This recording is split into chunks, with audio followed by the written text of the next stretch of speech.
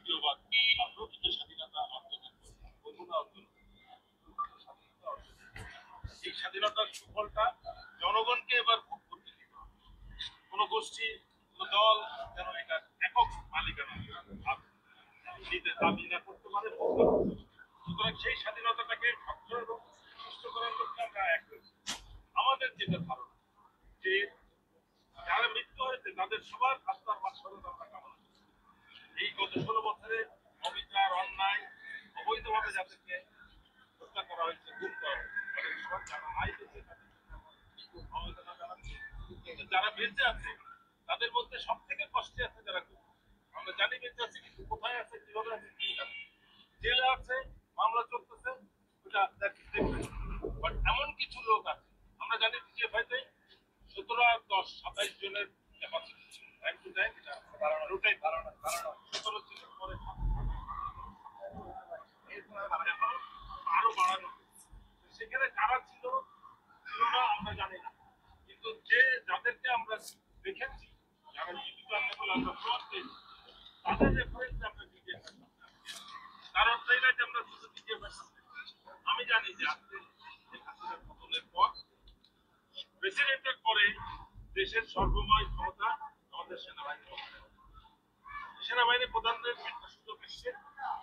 তার সেনাবাহিনী বা দেশের বিরুদ্ধে বা আইন অবিচারের ব্যাপারে যে একটা অভিযোগ আছে সেটা থেকে নিজেকে তার যোগ্যতাকে আরো সেই হিসেবে সেনাবাহিনী প্রধানকে বলতে হবে আমরা ডিজিএফআইতে শুধু আসবো না, যদি বলে আমরা র্যাবে যাবো, যদি বলে আমরা এসপিতে যাবো, অন্যান্য এজেন্সি যেখানে তাদের উপর।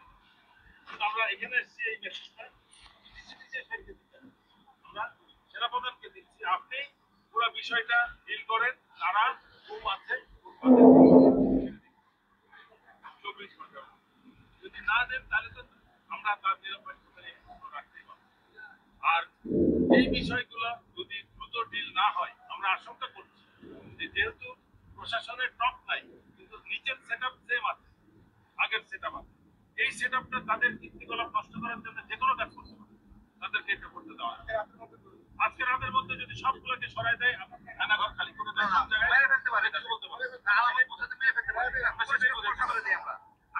সেই জিনিসটাকে যাতে না হয় সেই জন্য আমরা আজকে রাত্রে আগামীকালের সূর্য স্বাধীনতার প্রথম দিনের বা দ্বিতীয় দিনের তারাও দেখতে পারে।